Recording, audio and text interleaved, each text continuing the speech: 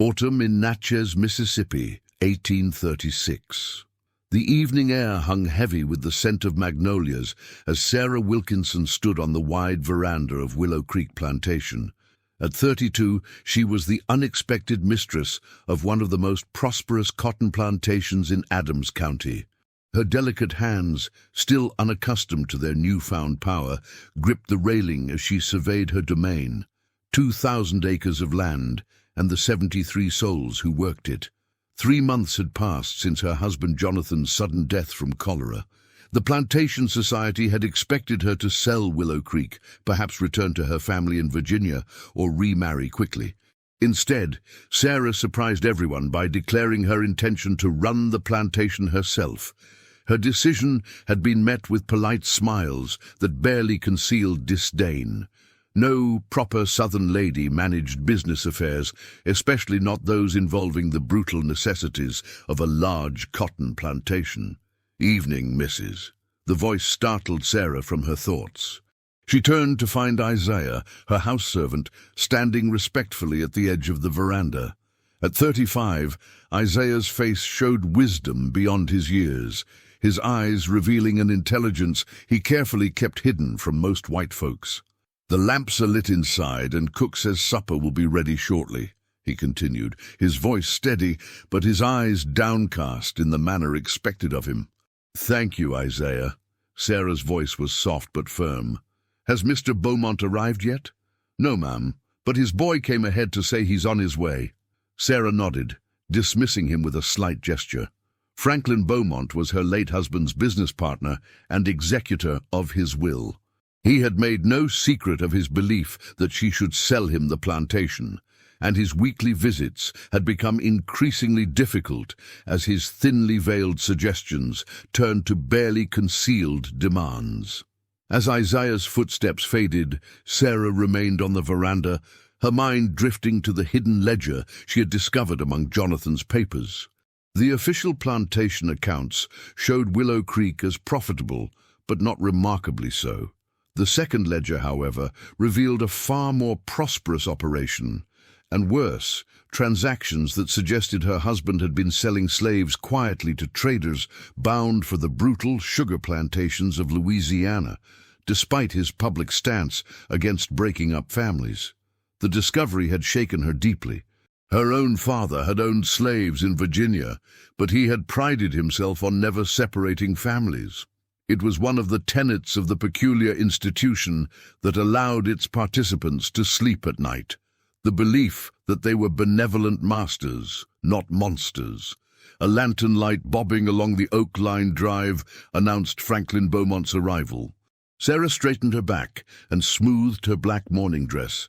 She would need all her wits about her tonight. Beaumont was a large man with a florid complexion that spoke of too much whiskey and rich food. He handed his hat and coat to Isaiah with barely a glance. "Mrs. Wilkinson," he said, bending over her hand with exaggerated courtesy. "Lovelier each time I see you, despite your circumstances." "Mr. Beaumont," Sarah responded coolly, "please join me in the parlor for a drink before supper." The parlor of Willow Creek was Jonathan's pride, furnished with pieces imported from Europe, illuminated by glittering chandeliers. Beaumont lowered himself into one of the brocade chairs, while Sarah poured him a generous measure of bourbon.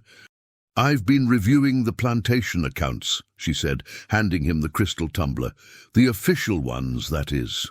Beaumont's hand froze halfway to his mouth. "I'm not sure I understand your meaning, Sarah." "I think you do." Sarah settled into the chair opposite him, her posture perfect, her face composed. "I found Jonathan's second ledger." The color drained from Beaumont's face, then rushed back in a crimson tide. "Those were private business matters." "Private business matters involving my property," Sarah interrupted, "and involving the lives of people who are now my responsibility." Beaumont drained his bourbon in one swallow. "You don't understand the complexities of plantation economics, Sarah. Sometimes difficult decisions must be made for the greater good of the enterprise. Selling people to sugar plantations under cover of night is hardly for their greater good, Mr. Beaumont." A tense silence stretched between them.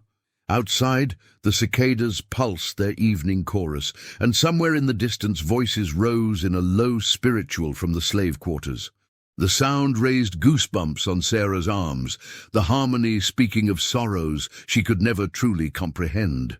"What do you intend to do?" Beaumont finally asked. "I intend to run this plantation my way," Sarah replied, "and I no longer require your services as advisor." Beaumont's laugh was ugly. "You won't last 6 months. No woman can manage a plantation of this size alone." "Perhaps not. But I'm not alone. I have capable people who can help me, people whose intelligence and abilities Jonathan never fully appreciated." "You mean the slaves?" Beaumont's voice dripped with derision. "They'll take advantage of your naivety. And then where will you be? Or worse, remember what happened at the Harrison place last year." Sarah knew the reference all too well. A plantation 10 miles away, where a slave uprising had resulted in the death of the overseer and 2 members of the household staff. The retribution had been swift and terrible. Public hangings, whippings so severe, few survived them. "My situation is different," Sarah said firmly, though a flicker of doubt passed through her mind. "Is it?" Beaumont leaned forward, his eyes hard. "Every plantation owner in the county is watching you, Sarah. One misstep, one suggestion that you're going soft on discipline, and they'll intervene, for your own protection, of course." His smile didn't reach his eyes. "Sell to me. Take the money and return to Virginia. This is no place for a woman alone." Before Sarah could respond, a commotion erupted outside, shouting voices, the sound of running feet. Isaiah appeared at the doorway, his calm demeanor cracked with urgency. "Mrs., there's trouble at the North Field. Mr. Harris brought in a runaway." Harris was the overseer, a brutal man whom Sarah had inherited along with the plantation. She had been looking for a reason to dismiss him, but finding a replacement willing to work for a woman owner had proven difficult. "Who is it?" Sarah asked, rising quickly. "It's Daniel, ma'am." Sarah's heart sank. Daniel was one of her strongest field hands, known for his quiet dignity and hard work. He had a wife and 3 children at Willow Creek. "Excuse me, Mr. Beaumont. I must attend to this." Sarah moved toward the door, but Beaumont blocked her path. "Let Harris handle it. That's what overseers are for." "Not on my plantation." Sarah stepped around him. "Isaiah, tell cook to keep supper warm." Outside, torches illuminated a grim tableau. A crowd had gathered near the overseer's cabin, house servants standing apart from field hands, all watching with expressions ranging from fear to carefully concealed rage. In the center of the circle, Daniel knelt on the ground, his wrists bound, his shirt already torn from his back. Harris stood over him with a whip. "Stop!" Sarah's voice cut through the murmurs of the crowd. All eyes turned to her, including Harris's, whose surprise quickly turned to insolence. "This ain't women's business, Mrs. Wilkinson. This nigger was caught 5 miles from the plantation, heading north. Law says that's worth 50 lashes. "I know what the law says, Mr. Harris. I also know that Daniel is my property, and punishment will be administered at my discretion, not yours." Harris's face darkened with anger. "You start interfering with discipline, and you'll have a full-scale rebellion on your hands before month's end." Behind her, Sarah felt Beaumont's presence. "Harris is right, Sarah," he said quietly. "You must make an example here, or word will spread to every plantation in the county." Sarah looked at Daniel, whose eyes remained fixed on the ground. She knew the consequences of appearing weak, not just for her authority as an owner, but potentially for the safety of everyone at Willow Creek. If neighboring plantation owners decided she couldn't control her slaves, they might take matters into their own hands in ways far more brutal than anything she would allow. Yet the thought of ordering a whipping turned her stomach. In that moment, Sarah realized the terrible position she had placed herself in by choosing to remain at Willow Creek. To maintain her world, she would be forced to perpetuate its cruelties. 10 lashes, she said finally, her voice steady despite the churning of her conscience. "And then he's to be locked in the storage shed for 3 days, not the stocks." Harris spat on the ground. 10 lashes ain't gonna teach no lesson, ma'am. It's my decision, Mr. Harris. 10 lashes, and I will witness them. A murmur ran through the assembled slaves. A mistress rarely observed punishments. It was considered unseemly. And Mr. Harris, Sarah added, steel entering her voice, if you strike him 11 times, you'll be looking for new employment come morning. The first crack of the whip made Sarah flinch, though Daniel remained silent. By the 5th stroke, blood had begun to seep through the welts on his back.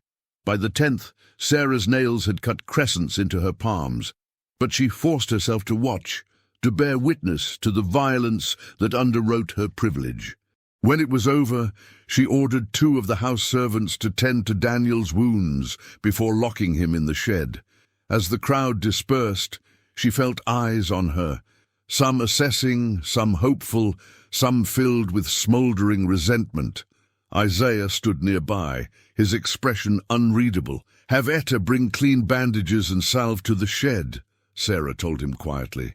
Etta was the plantation's healer, skilled with herbs and poultices. "Yes, ma'am."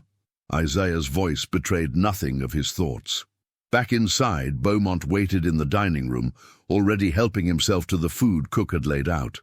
"You handled that as well as could be expected," he said between mouthfuls, though 20 lashes would have sent a clearer message.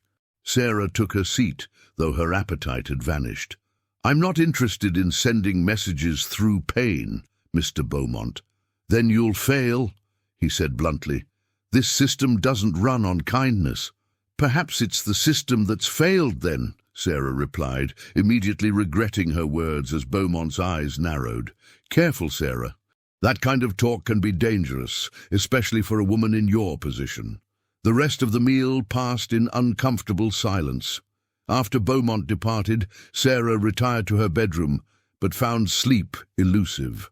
The events of the evening replayed in her mind: Daniel's silent endurance of the lash, Harris's barely concealed insolence, Beaumont's threats, and most troubling of all, her own complicity.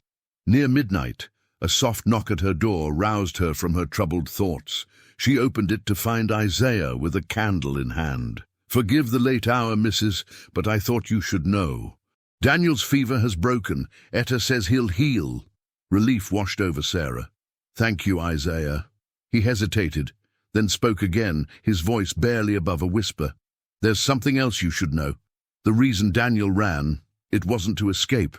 Sarah frowned. "What do you mean?" "His sister was sold to a plantation in Vicksburg 2 years ago. Word came that she's dying of swamp fever. He was trying to see her one last time." The revelation hit Sarah like a physical blow. Here was the human cost of the system she had inherited. Families torn apart, the most basic comforts of human connection denied. "How do you know this?"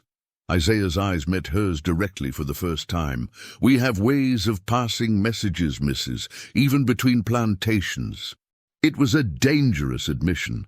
Slaves communicating across plantations was precisely what owners feared most, the potential beginning of organized resistance. "I see," Sarah said carefully. "Thank you for telling me." After Isaiah left, Sarah stood at her window, looking out at the moonlit grounds of Willow Creek. The slave quarters were dark now, but she knew that behind those walls 73 souls carried dreams, fears, and longings that the system she benefited from was designed to crush. In the distance, the midnight bell at neighboring Sweetwater Plantation tolled, marking the hour. Sarah thought of the ledger hidden in her desk drawer, of Daniel's bleeding back, of Beaumont's threats, and of all that stood to be lost or gained in the choices she would make in the coming days. The wind shifted, bringing with it the scent of coming rain and, more faintly, the aroma of wood smoke and cooking from the quarters. 2 worlds existing side by side, yet separated by an unbridgeable chasm of power and privilege. Or was it truly unbridgeable? Sarah didn't know, but as she finally climbed back into her bed, she realized that the question itself represented a dangerous first step into uncharted territory. A week after Daniel's attempted escape, Sarah sat at her husband's desk reviewing the plantation ledgers. The morning sun streamed through the east-facing windows, illuminating dust motes that danced in the still air. Outside, the usual sounds of plantation life continued. The distant shouts of the field hands, the clatter of pots from the kitchen, the rhythmic chopping of wood. A soft knock interrupted her concentration. "Enter!" she called, expecting Isaiah or one of the house servants. Instead, it was Etta, the healer, a woman in her 50s whose knowledge of herbs and remedies made her invaluable to both the slave quarters and the main house. Her dark eyes held wisdom, earned through decades of witnessing both birth and death, joy and suffering. "Forgive the intrusion, Mrs., Etta said, her voice melodic but cautious. "Isaiah said you wanted to know when Daniel was well enough to return to work." Sarah set down her pen. "Yes, thank you, Etta. How is he?" "The wounds are closing clean, no infection." Etta's hands, worn from years of labor yet gentle in their healing work, were folded in front of her apron. "He could return to light duties tomorrow." Sarah nodded, then made a decision. "Please tell Mr. Harris that Daniel is to work in the vegetable gardens this week, not the fields." Something flickered in Etta's expression, surprise perhaps, or wariness. "Yes, ma'am?" As Etta turned to leave, Sarah spoke again. "I understand Daniel has a sister at a plantation near Vicksburg." Etta froze, her back to Sarah. After a long moment she turned. "Yes, ma'am. Naomi. They were separated when Master Jonathan bought Daniel 8 years ago. And she's ill?" Etta's gaze dropped to the floor. "We heard she has the swamp fever, ma'am. Not many survive it." Sarah tapped her fingers on the desk, considering. What she was contemplating was unorthodox at best, dangerous at worst. If I were to send Daniel to see his sister under supervision, of course, would he return?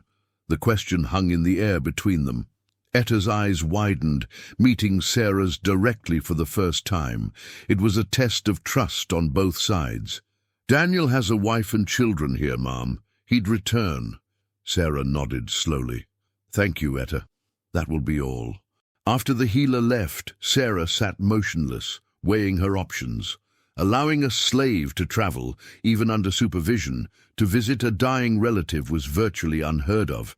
If word spread, she would be seen as dangerously lenient. Yet denying this basic human comfort seemed increasingly impossible to reconcile with her conscience. Later that afternoon, Sarah called for her carriage and visited Nathaniel Clark, the elderly lawyer who had handled her husband's affairs for decades. Clark's office in Natchez was cluttered with dusty law books and papers, the air heavy with the scent of tobacco and old leather. "What you're proposing is most irregular, Mrs. Wilkinson," Clark said after listening to her request. He removed his spectacles and polished them with a handkerchief, a habit that accompanied his deepest thinking. "To provide a slave with travel papers to visit a dying relative, it's simply not done." "Is it illegal?" Sarah pressed. Clark sighed. "Not precisely illegal, no. But it would certainly raise eyebrows. In the current climate, with rumors of abolitionists infiltrating from the north, any unusual leniency might be misinterpreted. I'm not asking for opinions on social consequences, Mr. Clark. I'm asking if you can prepare the necessary papers." Clark replaced his spectacles and regarded her with a mixture of concern and curiosity. "May I speak frankly, Mrs. Wilkinson? I expect nothing less. Your position is precarious. A widow managing a large plantation invites scrutiny under the best of circumstances. If you begin implementing unconventional policies, you risk intervention from the planter community. For your own protection, they might insist on a male guardian being appointed, or worse, challenge your competency to manage your affairs." Sarah's spine stiffened. "I am of sound mind, Mr. Clark, and fully capable of managing my property." "I don't doubt that," Clark said gently. "But others might, particularly if they believe you're being unduly influenced by those who shouldn't have influence." The implication was clear. Any suggestion that Sarah was listening to her slaves, considering their humanity above the economic imperatives of plantation life, would be seen as evidence of female weakness and emotional susceptibility. "I understand the risks," Sarah said. "Will you prepare the papers or not?" Clark studied her for a long moment, then nodded reluctantly. "I will. But I strongly advise against this course of action, Mrs. Wilkinson." "Your advice is noted, Mr. Clark. I'll send someone to collect the papers tomorrow."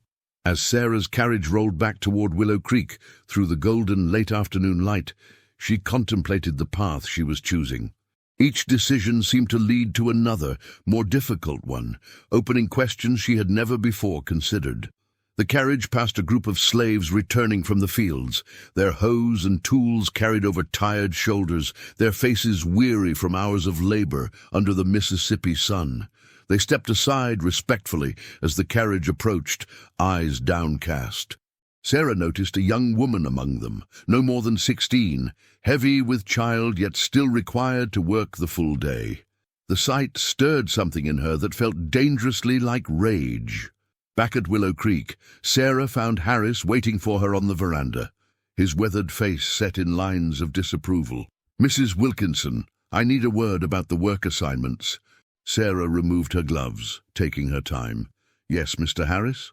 I understand you've ordered Daniel to the vegetable gardens rather than the fields."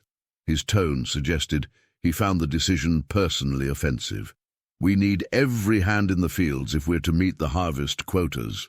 Daniel is still recovering from his wounds, Mr. Harris." "Wounds that you inflicted rather enthusiastically, as I recall."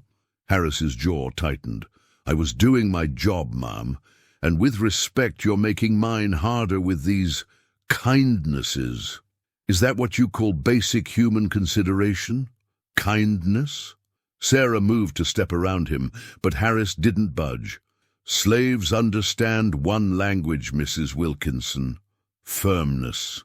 Show weakness, and they'll take advantage. It's their nature."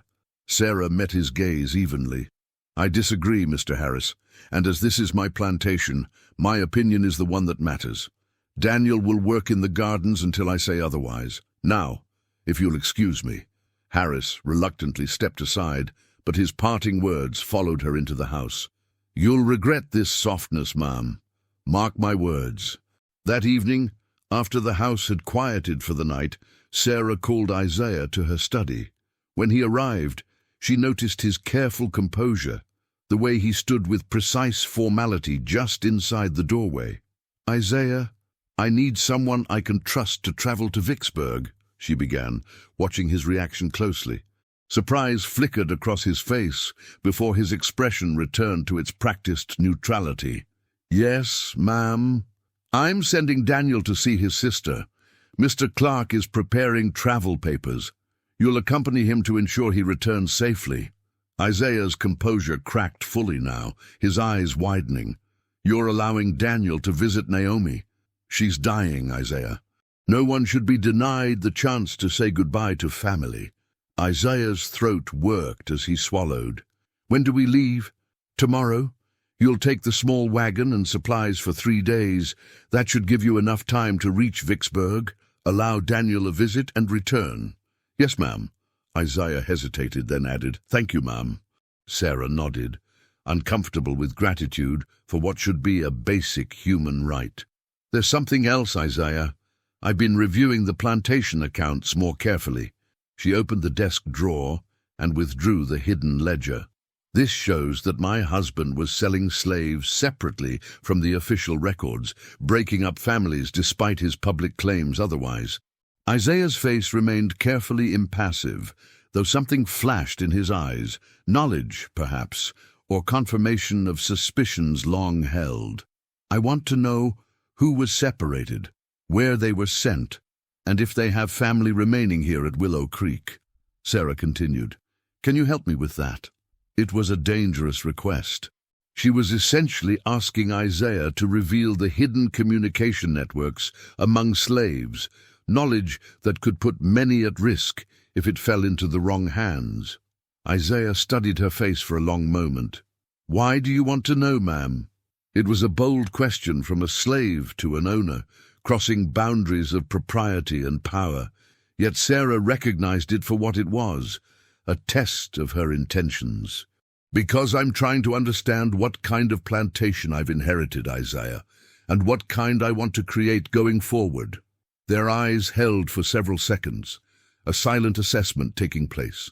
Finally, Isaiah gave a slight nod. I can find out, but it will take time. Take what time you need, after you return from Vicksburg. As Isaiah turned to leave, Sarah added, "And Isaiah, this conversation remains between us." "Yes, ma'am, always." The next morning dawned clear and cool, a respite from the usual humidity. Sarah stood on the back porch watching as Isaiah prepared the small wagon, loading it with supplies for the journey. Daniel emerged from the slave quarters, embracing his wife and children before approaching the wagon. His back still showed the marks of his punishment, but he walked tall, his dignity intact, despite everything. Sarah descended the steps and crossed to where they stood. Harris watched from the stables, his expression thunderous. "Isaiah has the travel papers," she told Daniel quietly. "You have 3 days to reach Vicksburg, visit your sister, and return. I expect both of you back by sunset on the 3rd day." Daniel looked directly at her for the first time. "Thank you, Mrs." Sarah nodded, uncomfortable with his gratitude. "Go now, before the day gets too warm." As the wagon pulled away down the oak-lined drive, Sarah felt Harris's presence behind her.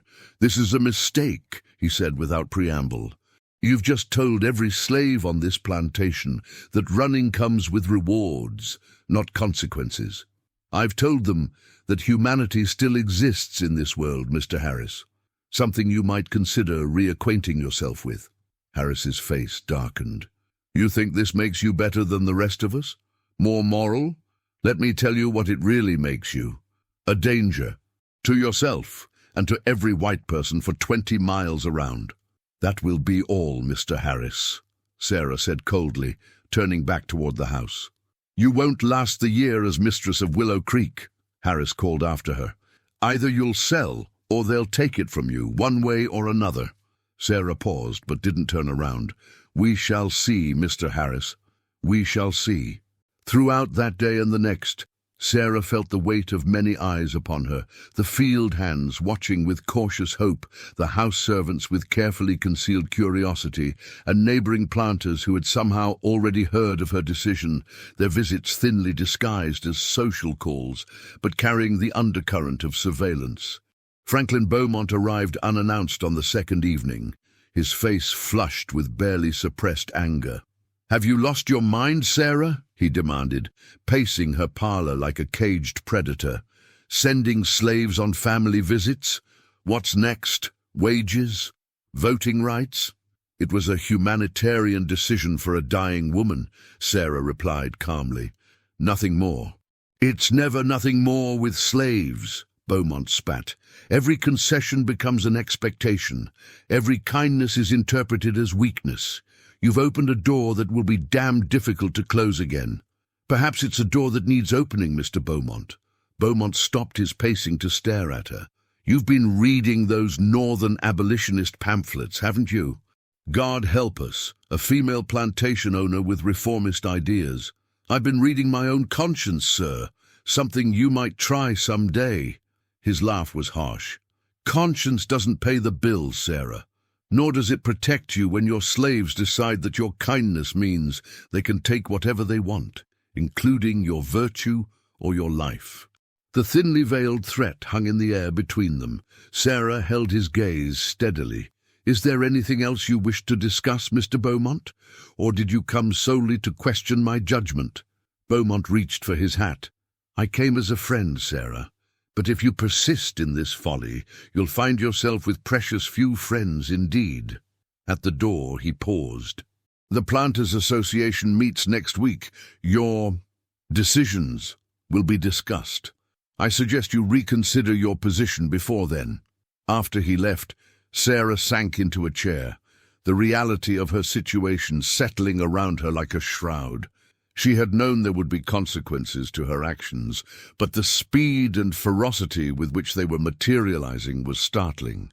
She was still sitting there when Cook appeared to announce supper. The old woman's face showed concern beneath its customary reserve. "You all right, Mrs.? You look pale." "I'm fine, "Thank you," Sarah replied automatically. Then, impulsively, "Cook, how long have you been at Willow Creek?" Cook seemed surprised by the question. "Since before you was born, Mrs.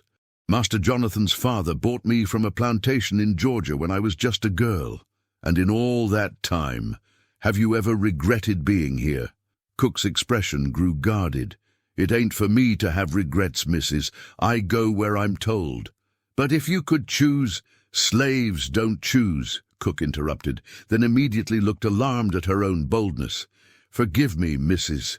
I spoke out of turn." "No," Sarah said quietly. "You spoke the truth. Thank you, Cook." Later that night, Sarah couldn't sleep. The house seemed to creak and settle around her, the voices of generations embedded in its walls.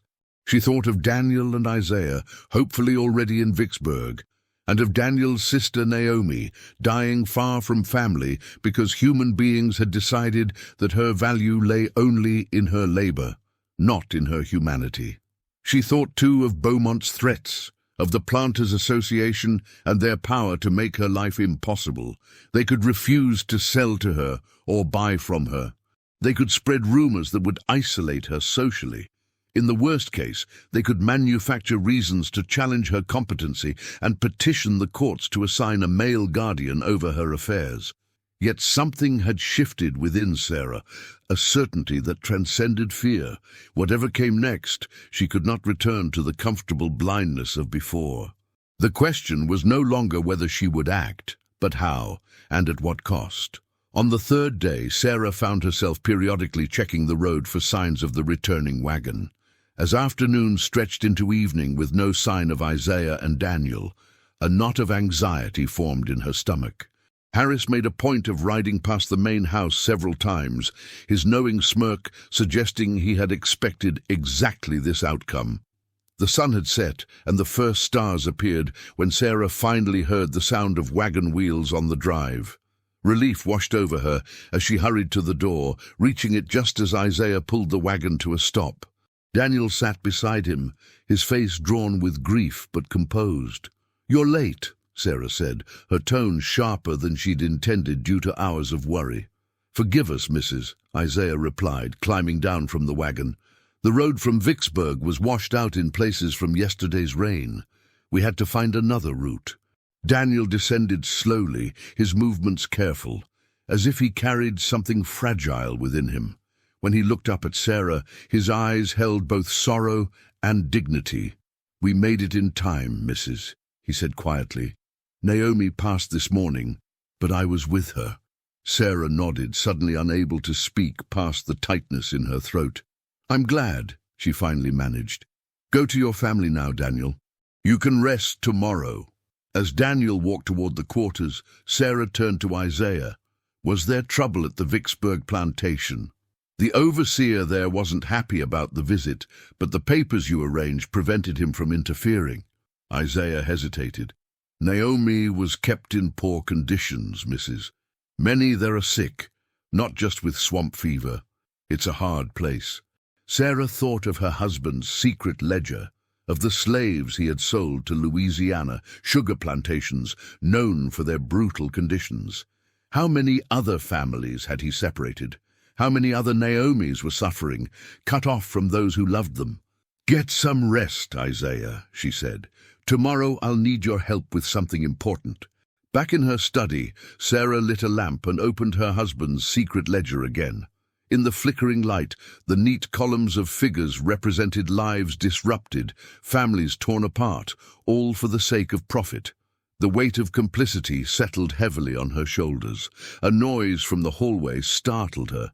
Sarah closed the ledger quickly and looked up to see Harris standing in the doorway, his expression unreadable. "They returned then," he said, not bothering to hide his disappointment. "Yes, Mr. Harris. Just as I expected they would." Harris stepped into the study uninvited, his gaze traveling over the bookshelves, the desk, the portrait of Jonathan that hung on the far wall. "You know, Mrs. Wilkinson, I've been thinking about our conversation the other day." "Have you indeed?" Sarah remained seated, refusing to be intimidated in her own home. "I have, and I've concluded that perhaps you're right. Perhaps it is time for a change at Willow Creek. Harris picked up a small figurine from the desk, examining it casually before setting it down again. So I've accepted a new position. At Sweetwater Plantation. Sarah couldn't hide her surprise. Sweetwater was the largest plantation in the county, owned by Judge William Thornton, the most influential member of the Planters Association. I see. When will you be leaving us? Harris smiled, a cold expression that didn't reach his eyes. That depends on how quickly Judge Thornton's petition is processed. Petition? Sarah felt a chill run through her.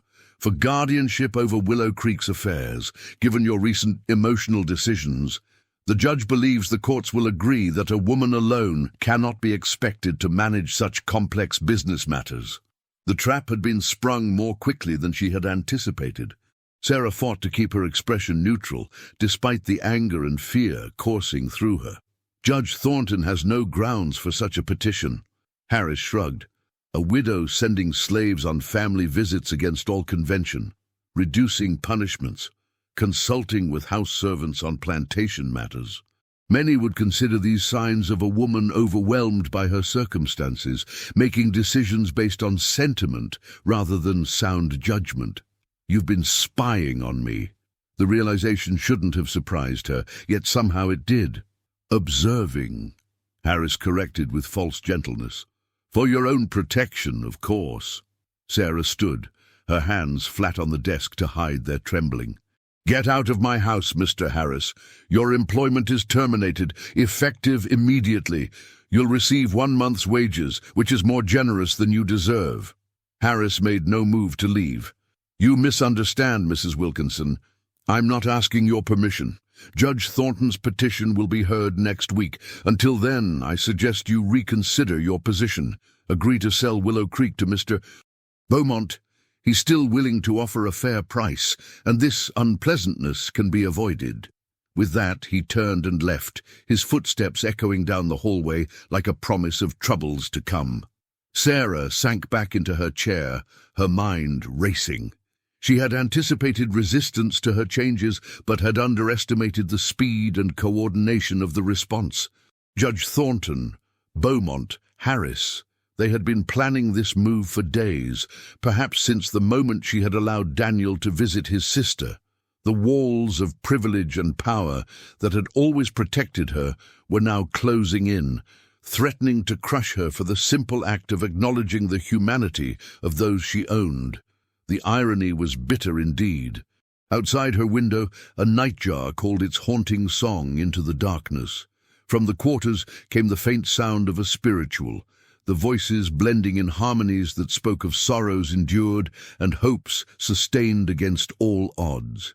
Sarah listened, drawing strength from the resilience contained in that distant music. 1 week. She had 1 week to prepare for the battle ahead. It would require allies, strategy, and courage she wasn't sure she possessed.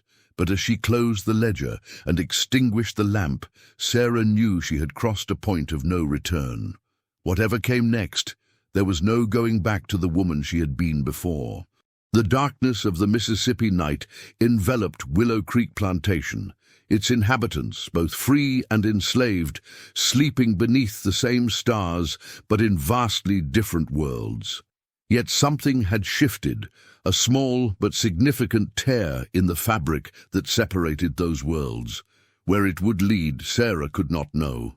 But for the first time, she understood that her fate and the fates of those she had always considered her property were inextricably bound together.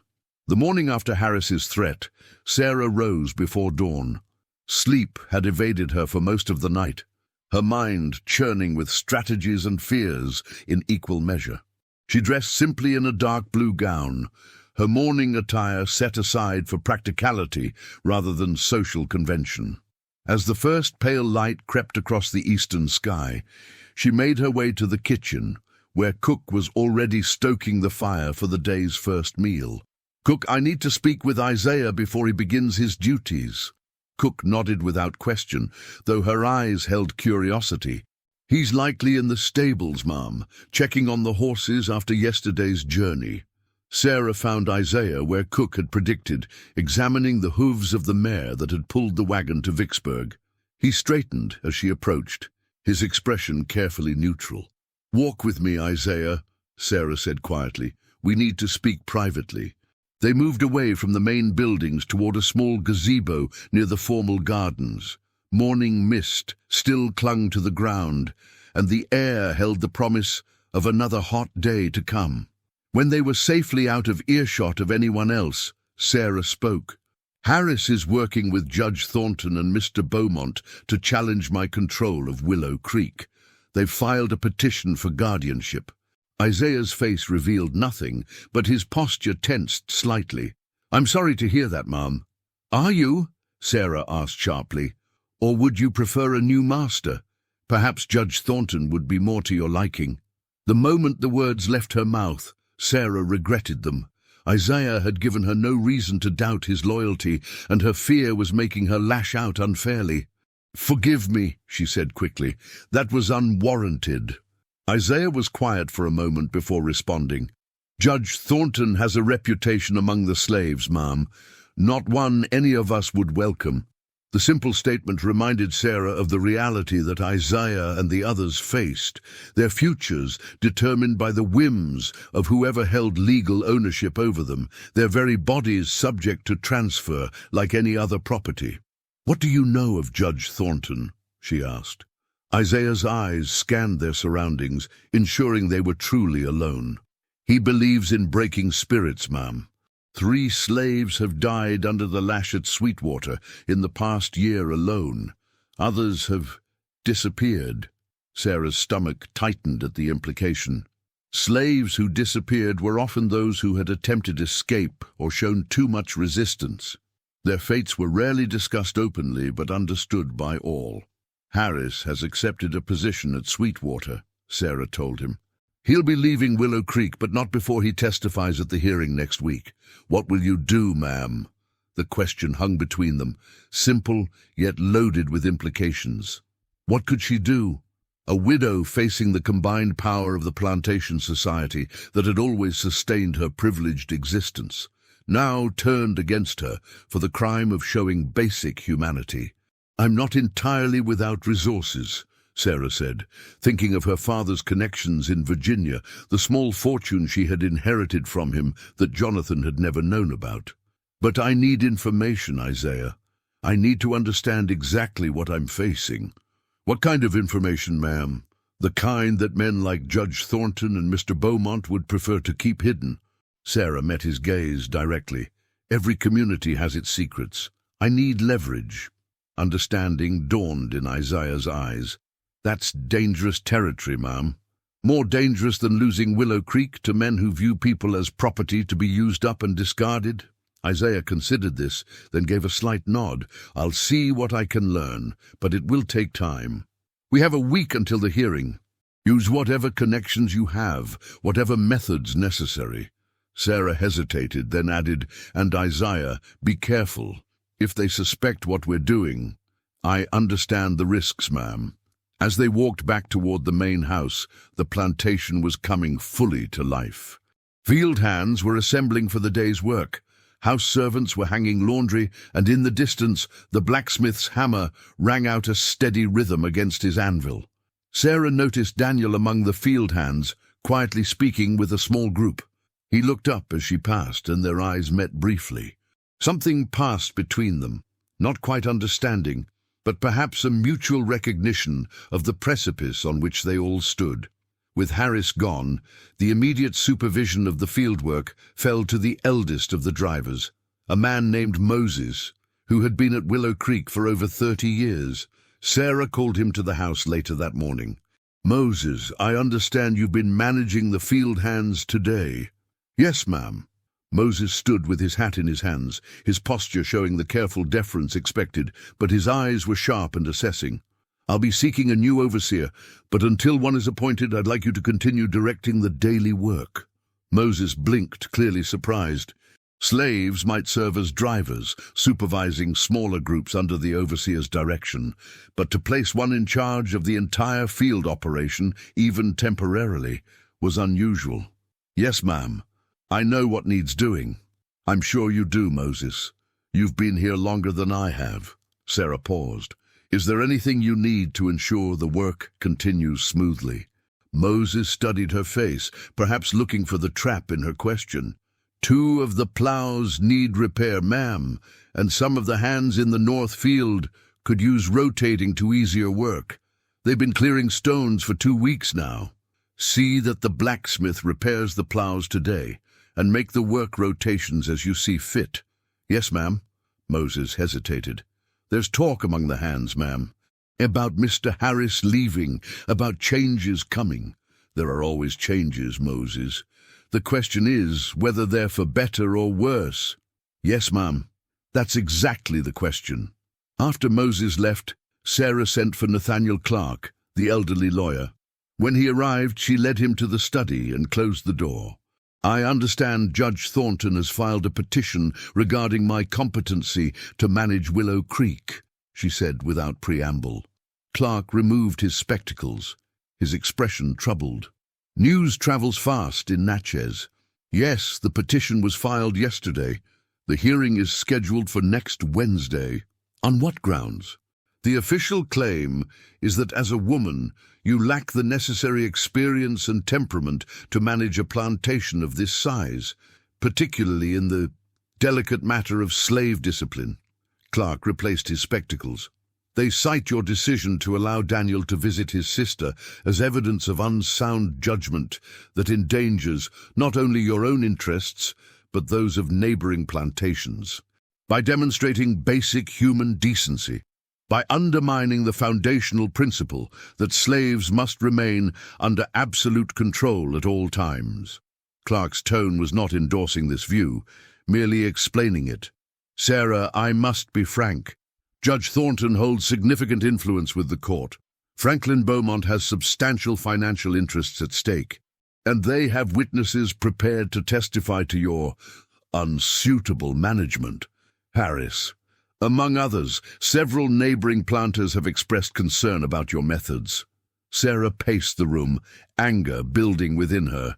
So, because I'm a woman who refuses to treat human beings as mere chattel, they believe they can simply take my property from me? Essentially, yes. Clark's voice was gentle.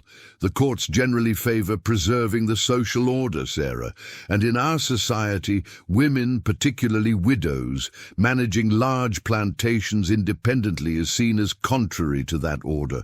What are my options? Clark shifted uncomfortably. Legally, your strongest position would be to agree to remarry. A husband would— No, Sarah interrupted firmly. I will not marry for convenience or protection. What else? You could agree to sell Willow Creek to Mr. Beaumont. He's still willing to offer a fair price, from what I understand. And deliver 73 souls into his tender mercies? No. Sarah stopped her pacing. What if I could prove misconduct on the part of Judge Thornton or Mr. Beaumont? Something significant enough to discredit their petition? Clark looked alarmed. Sarah, what are you suggesting? I'm suggesting that men with power often abuse it, Mr. Clark, and I find it hard to believe that Judge Thornton and Franklin Beaumont are exceptions to this rule. Even if such improprieties existed, exposing them would make you powerful enemies. Enemies who could destroy more than just your control of Willow Creek. Sarah thought of Isaiah's words about Judge Thornton. 3 slaves dead under the lash in a year, others who had disappeared. If the judge's reputation among the slaves was accurate, his cruelty went beyond even the accepted brutality of the plantation system. Some enemies are worth making, Mr. Clark. The lawyer studied her with a mixture of concern and reluctant admiration. You've changed, Sarah, since Jonathan's death. Perhaps I've simply begun to see clearly what was always before me. After Clark departed, promising to prepare the strongest possible legal defense, Sarah spent the remainder of the day reviewing the plantation's official accounts.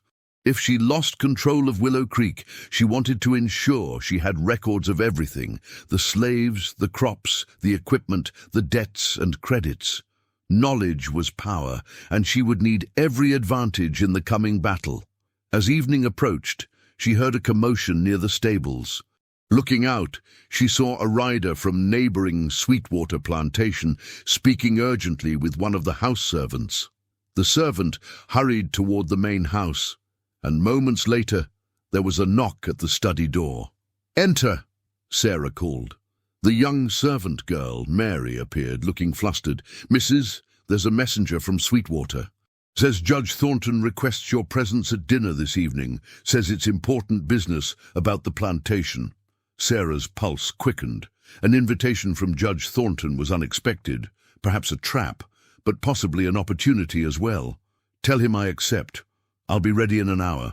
As Sarah dressed for dinner, selecting a formal gown of deep burgundy that projected confidence rather than the submission of morning black, she considered her approach. Judge Thornton had invited her into his territory, likely believing it gave him the advantage. But sometimes entering the lion's den was the only way to understand the nature of the beast. Isaiah insisted on driving her to Sweetwater himself, his concern evident though unspoken. As the carriage rolled down the oak-lined drive and onto the main road connecting the plantations, Sarah felt a strange calm settle over her. The fear and anger remained, but beneath them a steely determination had taken root. Sweetwater Plantation lived up to its name, with a pristine stream running through its manicured grounds. The main house was larger than Willow Creek, built in the Greek Revival style with imposing columns and expansive verandas. Lanterns illuminated the drive as Sarah's carriage approached, creating pools of golden light in the gathering darkness. A house servant met the carriage, escorting Sarah inside, while another led Isaiah toward the kitchens, where he would wait. The grand entrance hall of Sweetwater opened into a formal drawing room, where Judge William Thornton stood waiting, along with Franklin Beaumont and, to Sarah's surprise, Nathaniel Clark. "Mrs. Wilkinson," Judge Thornton greeted her with exaggerated courtesy, "how kind of you to accept my invitation on such short notice." Judge Thornton was in his 60s, with silver hair and the ruddy complexion of a man who enjoyed fine brandy and rich food. His eyes, however, were sharp and calculating beneath bushy brows. "Judge Thornton," Sarah replied with a polite nod. "Mr. Beaumont. Mr. Clark, I didn't expect to see you here." Clark looked distinctly uncomfortable. The judge thought it prudent to have legal counsel present for our discussion. "How considerate," Sarah said dryly, "though I would have appreciated the opportunity to bring my own lawyer." Judge Thornton smiled thinly. "Mr. Clark represents the interests of Willow Creek Plantation, as he has since my dear friend Jonathan was alive. I assumed his presence would be welcome." Before Sarah could respond, a female servant appeared to announce dinner. The dining room of Sweetwater was impressive, with a table that could seat 20, though tonight only 4 places were set at one end. Crystal chandeliers cast dancing light over fine china and silver, the opulence a reminder of the wealth that underpinned plantation society. Throughout the soup course, Judge Thornton kept the conversation to neutral topics: the weather, crop predictions for the season, mutual acquaintances in Natchez society. It was only when the main course was served that he turned to the real purpose of the evening. "Mrs. Wilkinson, I'll come directly to the point. Your situation at Willow Creek concerns me." Sarah took a sip of wine before responding. "How thoughtful of you to worry about my affairs, Judge Thornton, though I assure you they're well in hand." "Are they?" The judge set down his fork. "I understand you've dismissed your overseer and placed a slave in charge of field operations." "Temporarily, yes, until a suitable replacement can be found." Beaumont interjected, "It's completely inappropriate, Sarah. It undermines the entire structure of plantation discipline." "Moses has been at Willow Creek for 30 years, Sarah countered. "He knows the land and the work better than any overseer I could hire tomorrow." "That's not the point," Judge Thornton said dismissively. "The point is the message it sends to your slaves and to those on neighboring plantations. First, you allow a runaway to visit family rather than receiving proper punishment. Now you elevate another to a position of authority. Where does it end?" Is that what concerns you, Judge, that I might recognize the humanity of those I legally own, that I might acknowledge their dignity? A tense silence fell over the table. Judge Thornton studied her with narrowed eyes. I begin to fear that Jonathan's death has affected your judgment more severely than we realized. On the contrary, Sarah replied coolly, I would suggest it has clarified my judgment. Judge Thornton exchanged glances with Beaumont before continuing. Mrs. Wilkinson, Sarah, we're not your enemies. We're concerned for your welfare and for the stability of our community. The petition I've filed is not meant as an attack, but as protection for you and for Willow Creek. Protection I neither need nor want. Nevertheless, the hearing will proceed next Wednesday. Judge Thornton's tone hardened. However, there is a simpler solution available, one that would avoid public scrutiny of your unconventional methods. I'm listening.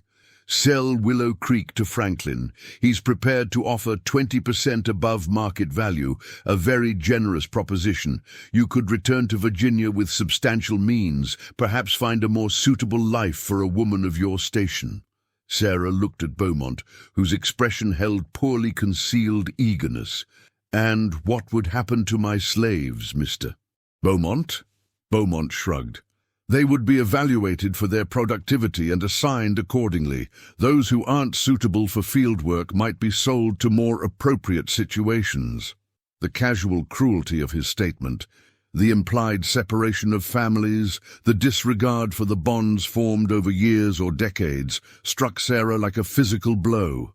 She thought of Daniel and his wife, of Isaiah, of old Etta with her healing knowledge, of Moses who had spent his life making Willow Creek profitable for others. All could be scattered to the winds at Beaumont's whim. Their lives and relationships counted as nothing against the ledger of profit. No, Sarah said simply. Judge Thornton's face darkened. I strongly urge you to reconsider. The courts look unfavorably on women who refuse sensible guidance in business matters. Is that a threat, Judge Thornton? It's a reality, Mrs. Wilkinson. One you would do well to accept before next Wednesday. The remainder of the dinner passed in strained conversation, the underlying tensions palpable. When Sarah rose to leave, Judge Thornton walked her to the entrance hall. One final thought, Mrs. Wilkinson, he said quietly, ensuring they weren't overheard. Consider the consequences of your stubbornness, not just for yourself, but for those you claim to care about. Under my guardianship or Beaumont's ownership, the slaves of Willow Creek might face a very different regime than the one you've instituted. The implied threat was unmistakable. Sarah met his gaze steadily. Good night, Judge Thornton. Outside, Isaiah was waiting with the carriage, his face showing relief at her appearance. As they drove away from Sweetwater, Sarah finally allowed her composed expression to falter. What did the judge want, ma'am? Isaiah asked after they had traveled some distance in silence. To intimidate me into selling Willow Creek to Beaumont. Sarah stared out at the darkness beyond the carriage window, and to threaten what might happen to everyone at Willow Creek if I refuse. Isaiah's hands tightened on the reins. Judge Thornton doesn't make idle threats, ma'am. Neither do I, Isaiah. Sarah turned to look at him. Have you learned anything that might help our cause? Isaiah hesitated, then spoke in a low voice. There's talk among the house servants at Sweetwater about the judge's special punishments for female slaves who catch his eye. Sarah's stomach turned. She had heard whispers of such abuses before, the sexual exploitation of female slaves by their masters or overseers, but had tried to believe it was not as common as some claimed. Do you have specifics? Names? Witnesses? Not yet, ma'am. But there's a woman named Lucinda who was sent away from Sweetwater to a plantation in Louisiana last year. Rumor says she was carrying the judge's child, and he didn't want the evidence around. Can we find her? I can try, ma'am, but Louisiana is a big place. Sarah thought for a moment. What about Harris? He's worked for several plantations in the area. There must be reasons he's changed positions so frequently. I'll ask among the drivers at the other plantations. They might know. When they arrived back at Willow Creek, the house was quiet. Most of the servants already retired for the night. Sarah found she couldn't face the emptiness of her bedroom, the weight of her thoughts too heavy for solitude. Instead, she walked to the small family cemetery where Jonathan was buried alongside his parents and grandparents. The moon had risen, casting silver light across the marble headstones and iron fences. Sarah stood before her husband's grave, emotions churning within her. "Did you know?" she asked the silent stone. "Did you understand what you were part of, what we were part of?" The only answer was the night breeze rustling through the oak trees and the distant hooting of an owl. Sarah thought of the secret ledger, of the slaves her husband had sold away from their families, of the system she had accepted without question until now. "I can't go back," she whispered. "Even if I wanted to, I can't unknow what I've learned." A sound behind her made Sarah turn quickly. Daniel stood at the edge of the cemetery, respectfully keeping his distance. "Forgive me, Mrs.," he said. "I didn't mean to disturb you." "What are you doing here, Daniel?" "I come here sometimes at night," he admitted, "to visit my son." Sarah frowned, confused. "Your son?" Daniel gestured toward a far corner of the cemetery, beyond the formal plots of the Wilkinson family. "He died 2 years ago. Fever took him. He's buried there with the others." Sarah realized with a pang that she had never thought about where slaves were buried when they died. Of course, they wouldn't be interred in the family plots, but neither had she considered that they might lie just beyond, their graves unmarked by the marble and iron that commemorated the white dead. "I'm sorry about your son, Daniel." He nodded, accepting her condolence with dignity. "Isaiah told me what's happening, about the judge and Mr. Beaumont trying to take Willow Creek from you." Sarah was surprised at Isaiah's openness, but found she didn't mind. Perhaps it was time for truth between them all. "Yes, they believe a woman can't manage a plantation, especially one who shows kindness." "It's more than kindness, Mrs. It's seeing us." Daniel's voice held a quiet intensity. "Most white folks look right through us, like we're tools, not people. You've started to see." The simple observation struck Sarah deeply. How often had she walked past the slaves of Willow Creek without truly seeing them? How many times had she given orders without considering the lives and feelings of those who carried them out? "What happens to all of you if I lose Willow Creek?" she asked, though she already knew the answer. "Nothing good, ma'am. Mr. Beaumont has a reputation. So does Judge Thornton." "I'm trying to fight them, Daniel. But I need evidence of their misdeeds, something I can use to discredit their petition." Daniel was quiet for a moment. "There are stories about both of them, ma'am. Things that happen in the quarters that never reach the big house. But getting proof," he shook his head, "that's dangerous. More dangerous than what will happen if they win." Daniel looked toward the unmarked graves of his fellow slaves. "No, ma'am, not more dangerous than that." They stood in silence for a time, the white mistress and the black field hand, united in that moment by a common enemy and a growing recognition of shared humanity. "There's a woman in Natchez," Daniel finally said, "a free woman of color named Marie Laveau. She knows things about everyone in these parts. If anyone has the kind of information you need, it would be her." The name was familiar to Sarah, whispered among house servants, mentioned occasionally by planters' wives with a mixture of fear and fascination. Marie Laveau was said to practice voodoo, to know secrets that could destroy reputations or heal incurable diseases. Most dismissed such talk as superstitious nonsense, but all acknowledged her unusual position as a free woman of color with influence beyond her station. "How would I reach her?" "Isaiah would know, ma'am. He has connections in Natchez." As Daniel turned to leave, Sarah called after him. "Daniel, when you visit your son, what do you tell him?" Daniel paused. "I tell him about his mother and his sisters. I tell him I remember, and I tell him that someday things will be different." Sarah watched him disappear into the darkness, his words echoing in her mind. Someday things will be different. It seemed an impossible hope in Mississippi in 1836, Yet standing there among the graves of generations past, Sarah felt the first stirring of belief that change might indeed be possible. The next morning, she woke with new resolve and a plan taking shape in her mind. 5 days remained until the hearing.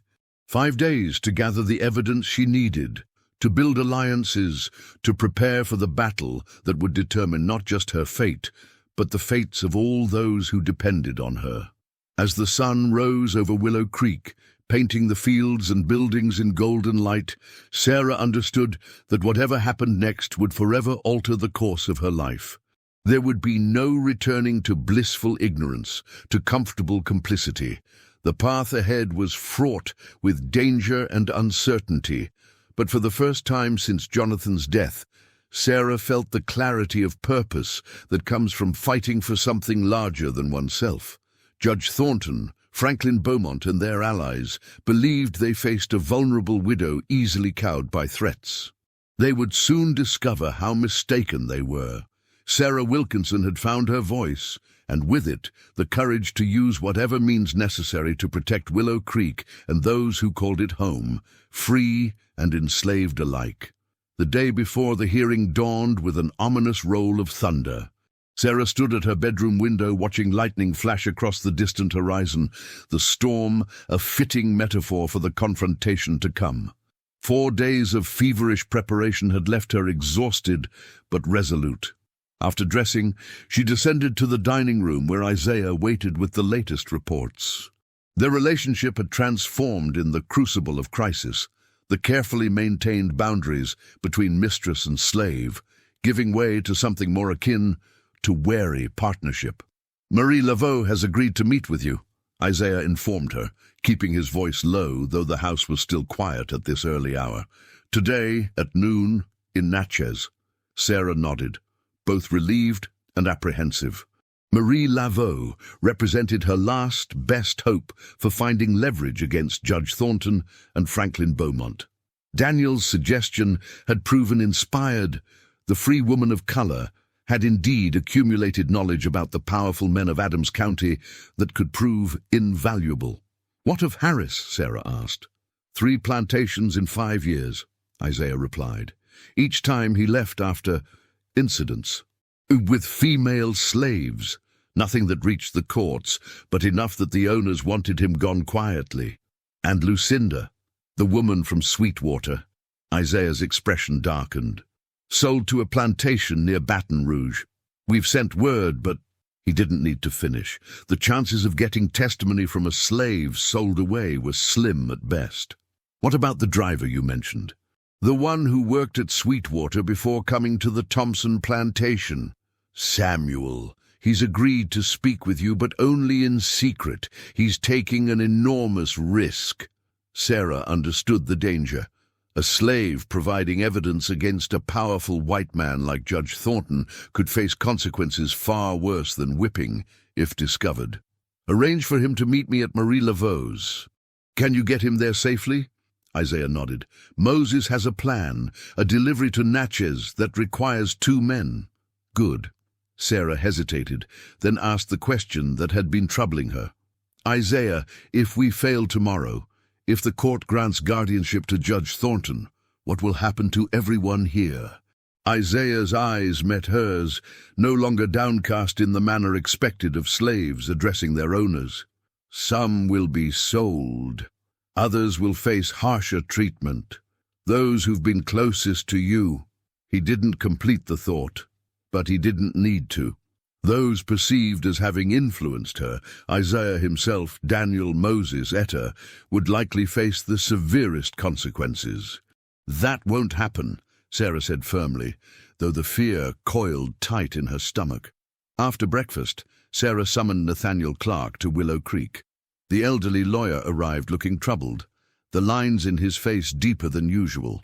"I must advise against your meeting with Marie Laveau," he said as soon as they were alone in the study. "The association alone could damage your standing with the court." "My standing is already damaged beyond repair, Mr. Clark. Judge Thornton has seen to that." Clark sighed. "Sarah, I must be blunt. The hearing tomorrow is largely a formality. Judge Thornton has already persuaded the court that your management of Willow Creek represents a danger not just to your own interests, but to the stability of neighboring plantations. Because I've shown basic humanity to my slaves? Because you've challenged the fundamental principles upon which our society rests, Clark corrected gently.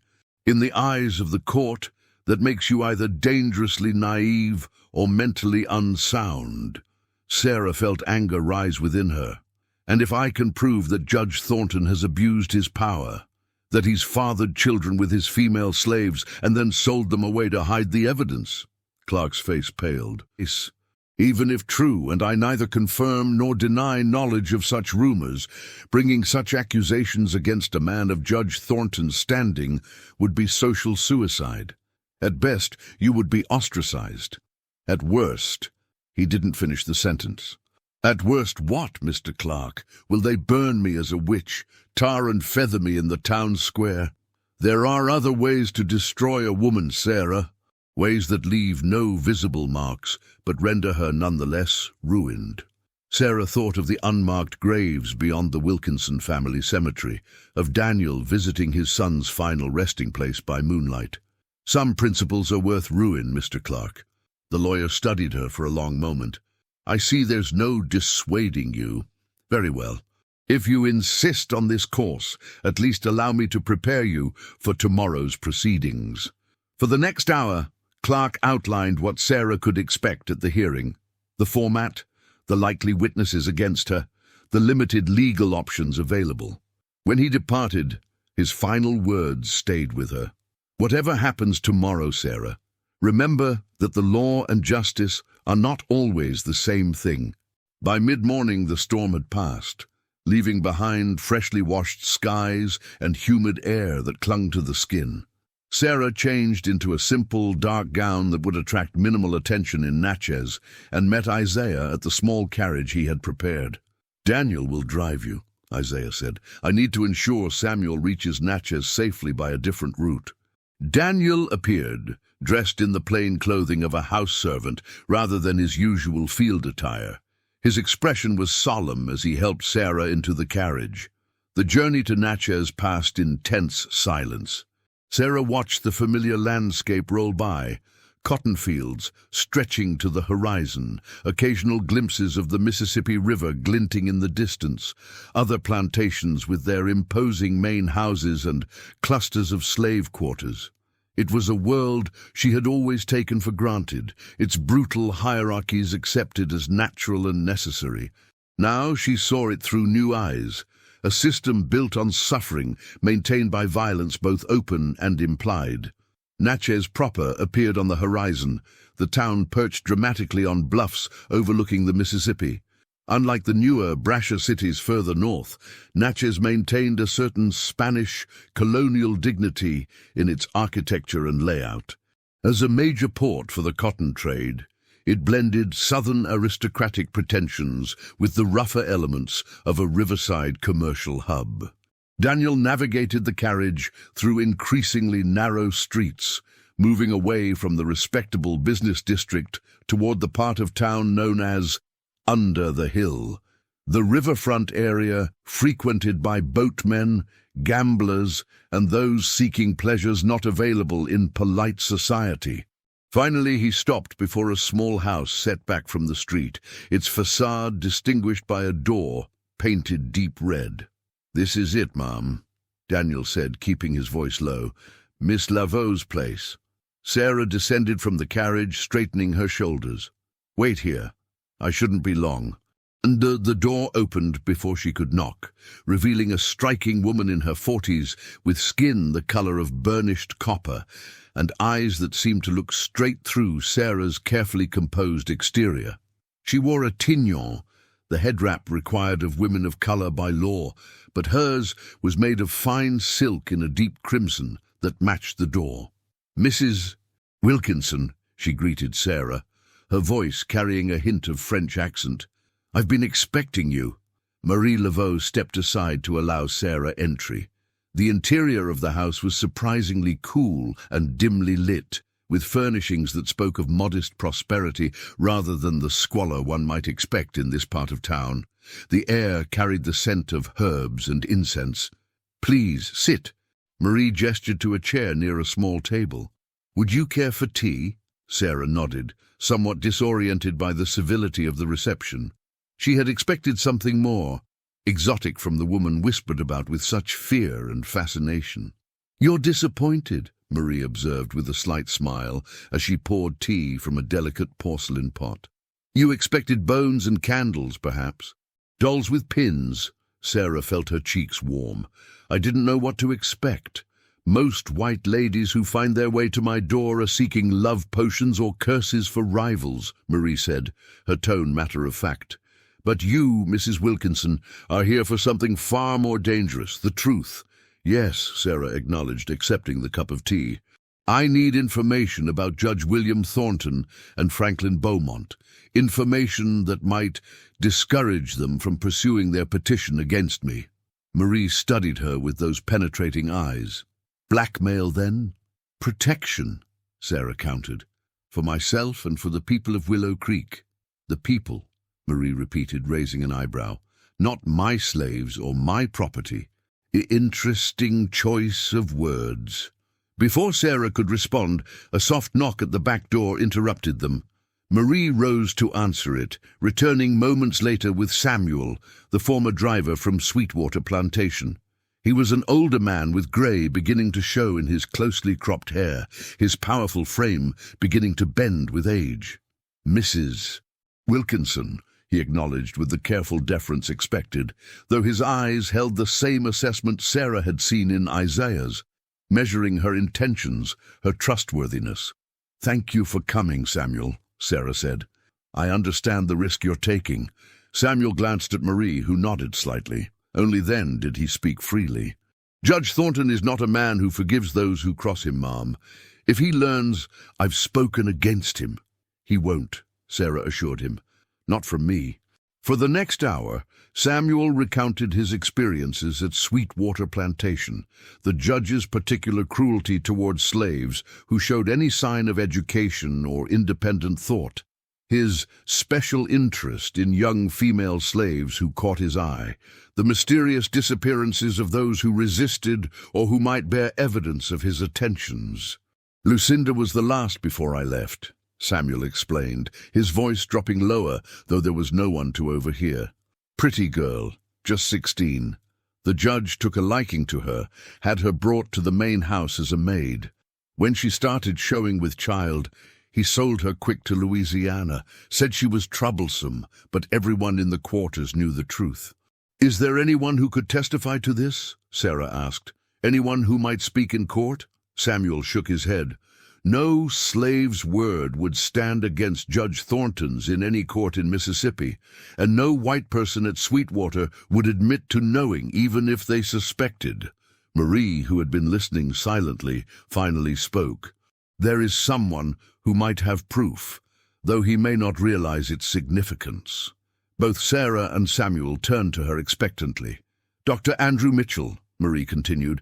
"He attends the wealthy families in Natchez and the surrounding plantations. He was called to Sweetwater when Lucinda became ill just before she was sold. It's possible he recognized her condition and its implications." Sarah's mind raced. Dr. Mitchell was a respected physician, his testimony potentially carrying weight even against Judge Thornton.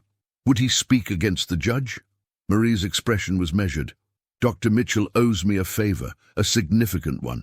His daughter fell gravely ill last year with a fever that his medicine couldn't cure. He came to me in desperation, and my remedies saved her life. He's never acknowledged this publicly, of course, but the debt remains. Can you arrange a meeting with him today?" "I can send word," Marie agreed. "But there's something else you should know about Franklin Beaumont. Something that might prove even more damaging than the judge's indiscretions." Samuel shifted uncomfortably. "The ledgers," he said quietly. Marie nodded. "Mr. Beaumont has been systematically defrauding his business partners for years, including your late husband, Mrs. Wilkinson." Sarah felt a chill run through her despite the warm room. The hidden ledger I found was only part of the picture, Marie confirmed. Beaumont has maintained false accounts to conceal profits from slave trading, particularly to the sugar plantations of Louisiana, where the work is brutal but lucrative for the sellers. "How do you know this?" Sarah asked, amazed that a free woman of color would have access to such information. Marie's smile was enigmatic. "People speak freely around those they consider invisible, Mrs.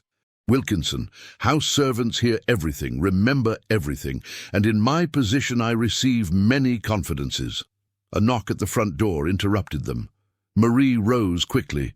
"That will be Isaiah with news. Samuel, you should leave by the back way. Mrs. Wilkinson, please wait here."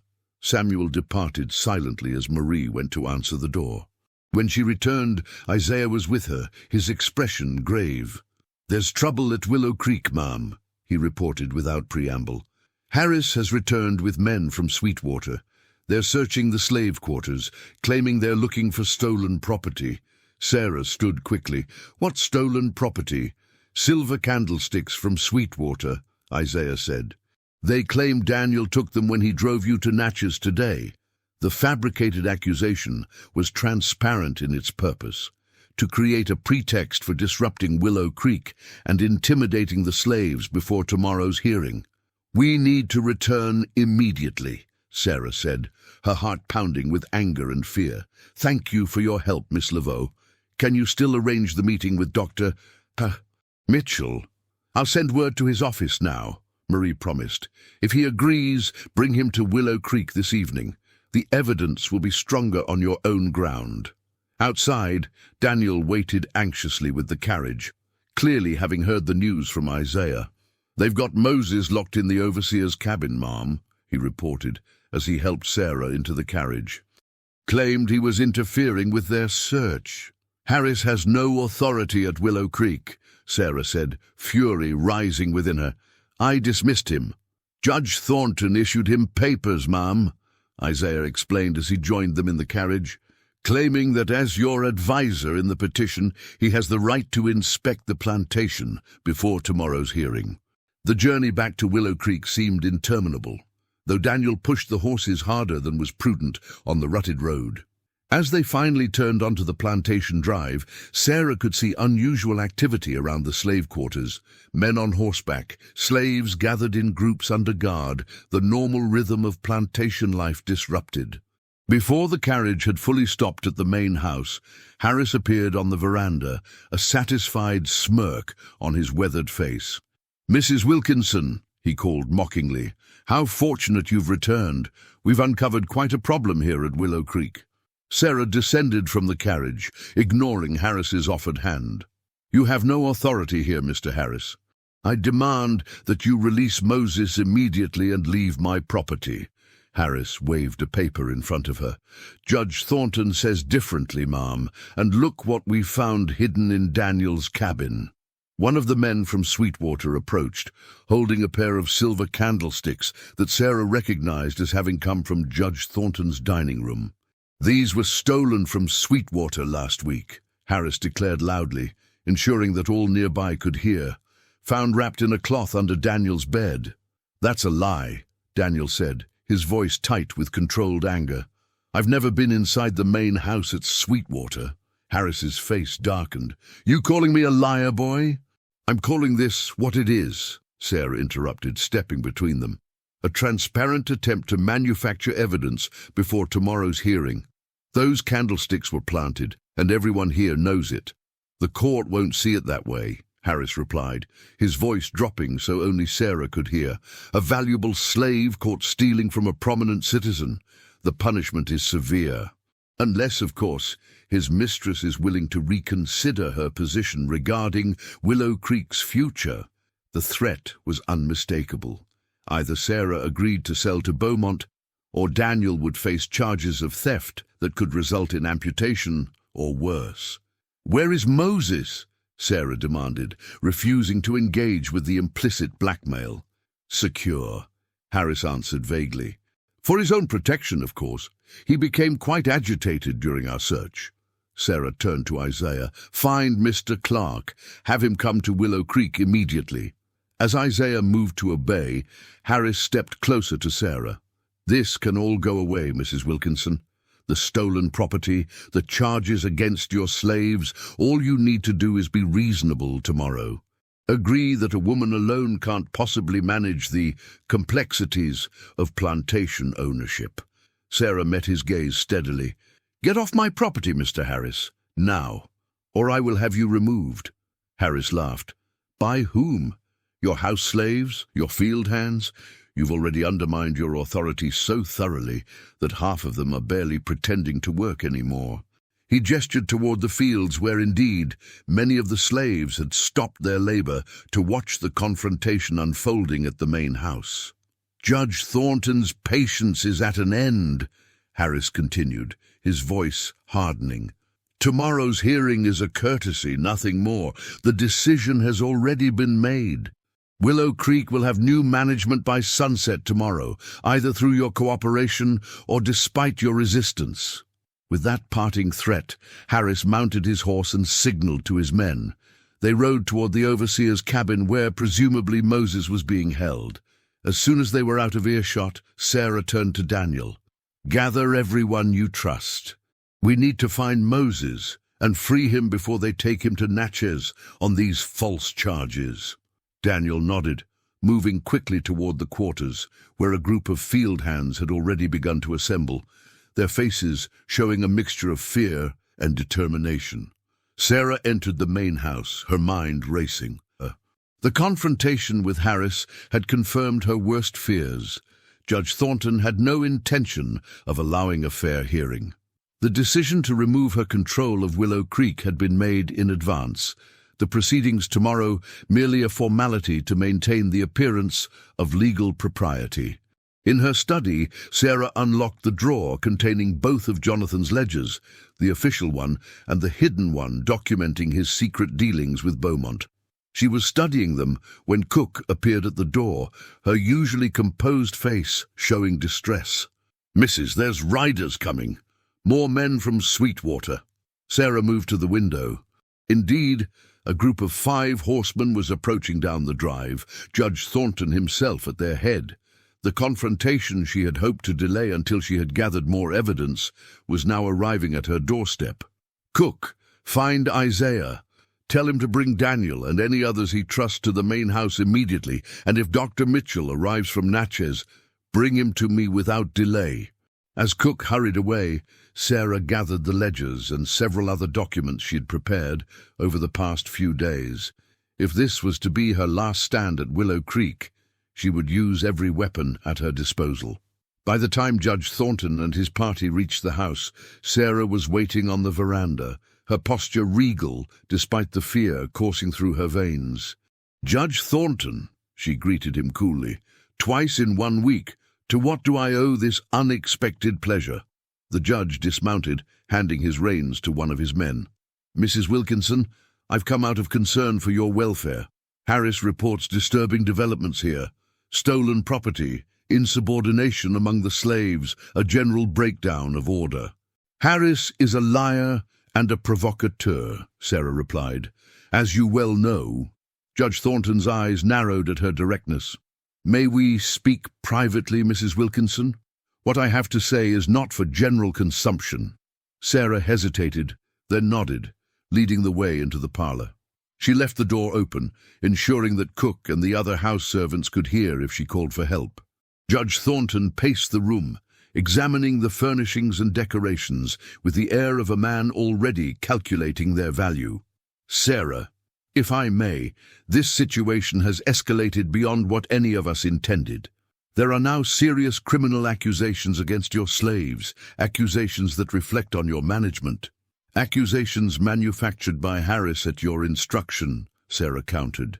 The judge sighed, affecting an air of patience tested beyond endurance. "You persist in these paranoid interpretations. This only reinforces my concern about your state of mind." "My mind is perfectly sound, Judge Thornton. Sound enough to recognize a conspiracy when I see one." "Strong words," the judge remarked, his tone hardening. and dangerous ones, particularly from a woman in your precarious position. My position may be less precarious than you imagine." Sarah moved to the small writing desk where she had placed the ledgers. "I've been reviewing my late husband's accounts, the official ones and the others." Something flickered in Judge Thornton's eyes. Concern, perhaps, or calculation. "I'm not sure I understand your meaning." "I think you do." Sarah opened the hidden ledger. Jonathan kept records of all his business dealings, including those with Franklin Beaumont that never appeared in the official plantation accounts. Transactions involving slaves sold to Louisiana sugar plantations at substantial profit that was never properly reported to Jonathan or the other investors. The judge's expression didn't change, but a muscle twitched in his jaw. "Business matters between partners are complex, Mrs. Wilkinson. I doubt a woman with your limited experience could properly interpret such accounts." Perhaps not alone," Sarah agreed. "But Mr. Clark has reviewed them as well, as has Marie Laveau." At the mention of the free woman of color's name, Judge Thornton's composure cracked visibly. "You've been consorting with that practitioner of superstition and worse."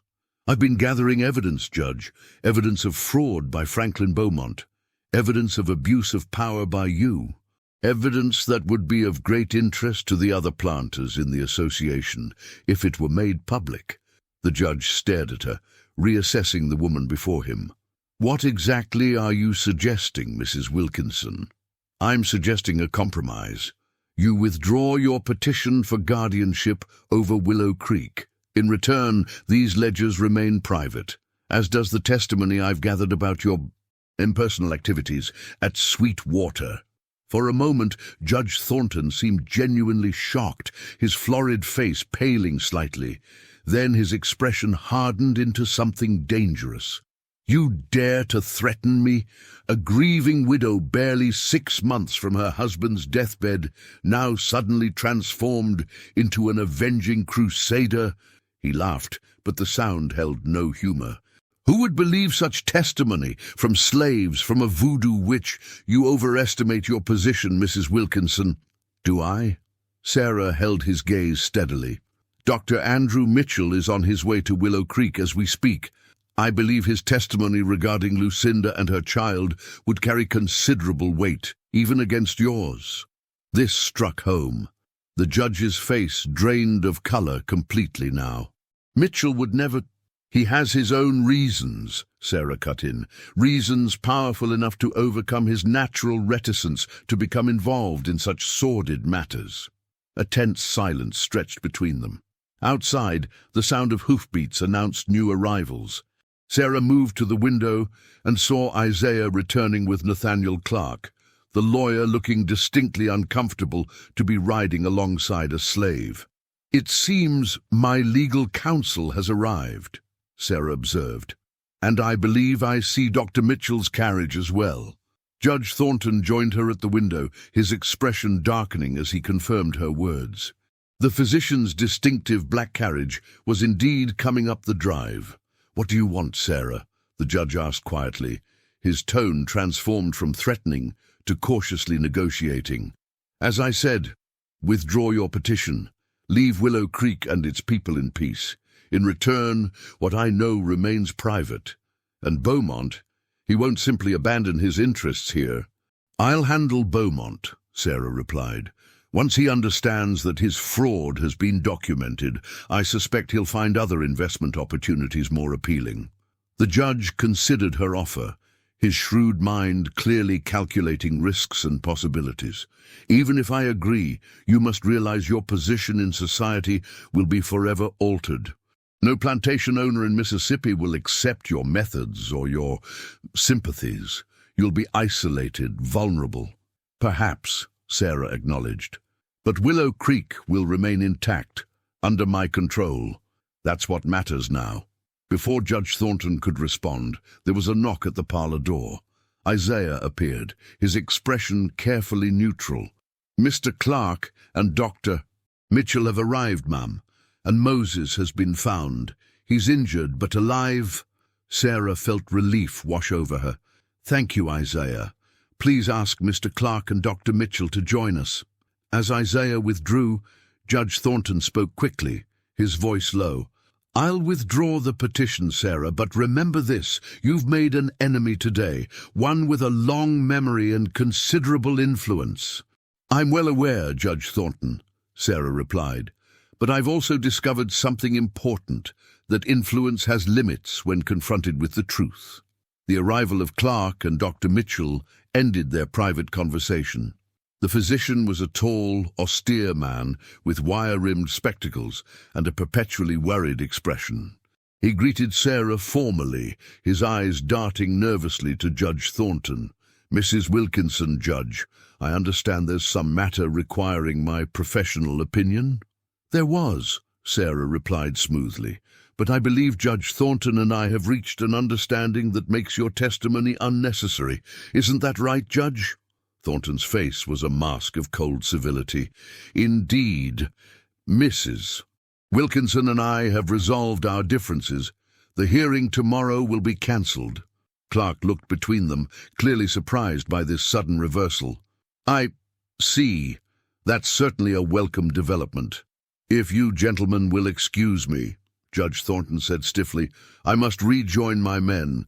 Mrs. Wilkinson will formalize our agreement tomorrow through Mr. Clark." After the judge departed, Sarah turned to the physician. "Thank you for coming, Dr. Mitchell. I appreciate your willingness to become involved in this matter, though I'm relieved it won't be necessary." Mitchell removed his spectacles, polishing them nervously. "Marie Laveau can be quite persuasive, but I confess I'm glad not to testify. The implications for my practice will remain completely undisturbed," Sarah assured him, "as will your family's privacy." After Mitchell left, Clark turned to Sarah with undisguised amazement. "What did you say to Thornton? I've never seen him back down from anything in 30 years of practice." "Let's just say I appealed to his sense of self-preservation," Sarah replied. "But we're not finished yet. There's still Beaumont to deal with, and more importantly, there's Moses to tend to."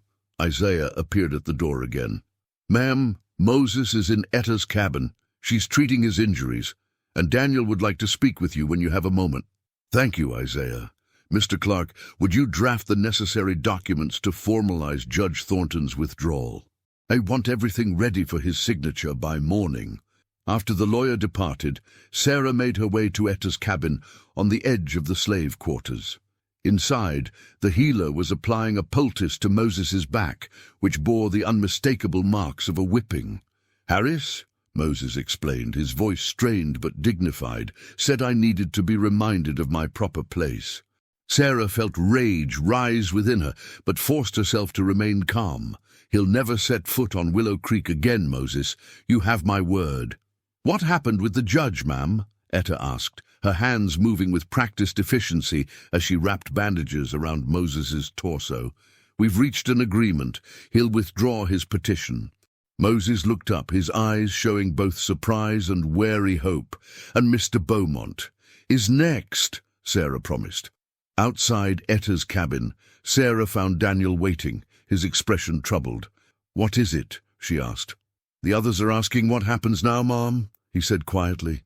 "If the judge and Mr. Beaumont are truly defeated, what changes at Willow Creek?" It was the question Sarah had been avoiding in the rush of events. What kind of plantation would Willow Creek become under her continued management? What was possible within the constraints of Mississippi law and custom?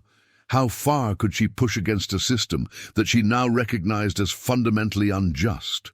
"I don't have all the answers yet, Daniel," she admitted. "But I know this. There will be no more separations of families, no more excessive punishments. Fair work for all, with rest on Sundays. And—" she hesitated, then committed to the most radical idea that had been forming in her mind. "The opportunity for those who wish to learn to read." Daniel's eyes widened.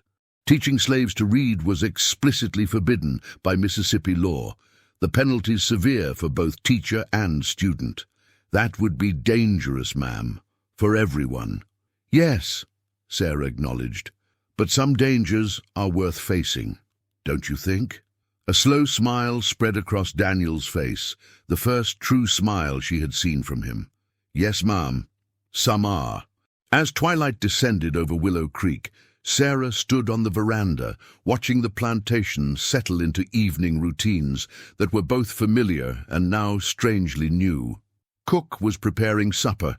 The field hands were returning from the day's labor. Lamps were being lit in the big house and in the slave quarters alike. On the surface, nothing had changed, yet everything had. Judge Thornton's men had departed, taking Harris with them.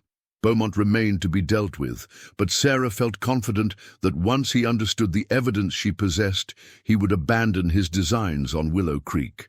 The immediate crisis had passed, yet Sarah knew the greater challenges still lay ahead. She had won a reprieve, not a final victory. The path she had chosen, to remain at Willow Creek and attempt to create something different within the confines of a slave society, would be fraught with danger and opposition. The judge's parting words echoed in her mind. "You've made an enemy today." Not just one enemy, she reflected. Anyone who challenged the foundations of the plantation system, even in small ways, made enemies of all who benefited from that system. Her position would be precarious, her every decision scrutinized for signs of dangerous leniency or abolitionist sympathies. Isaiah joined her on the veranda, respectfully keeping a proper distance, but standing straighter than he would have dared a week ago. "You should know, ma'am," he said quietly, "that word has already spread to the other plantations about what happened here today, about how you stood against Judge Thornton and won." Sarah frowned. "That could bring unwanted attention." "Yes, ma'am, but it's also brought something else." Isaiah's voice held a note she hadn't heard before, something like pride, or perhaps hope. For the first time, people are beginning to believe that things might actually change. Not immediately, perhaps not completely, but someday. Sarah thought of Daniel's words at his son's grave. Someday things will be different. A week ago, such a statement would have seemed like impossible wishful thinking. Now, standing on the veranda of Willow Creek as mistress of her own destiny and responsible for the lives of 73 souls who looked to her with new expectations, Sarah allowed herself to consider the possibility that change, however gradual, might indeed be possible. The road ahead would not be easy. There would be compromises and setbacks, dangers both open and hidden. The weight of responsibility was heavier than anything she had ever carried. Yet as the last light faded from the sky and the first stars appeared over Willow Creek Plantation, Sarah Wilkinson felt something unexpected settle within her, a sense of purpose, yes, but also something more. A sense of hope, fragile but real, that in this small corner of Mississippi in 1836, the first tentative steps toward a different future had begun. Not revolution, not immediate freedom, but the recognition of common humanity across the dividing lines of race and status. It was a beginning, nothing more. But sometimes, Sarah reflected, as she turned to enter the house that was now truly hers, beginnings were the most important part of any journey.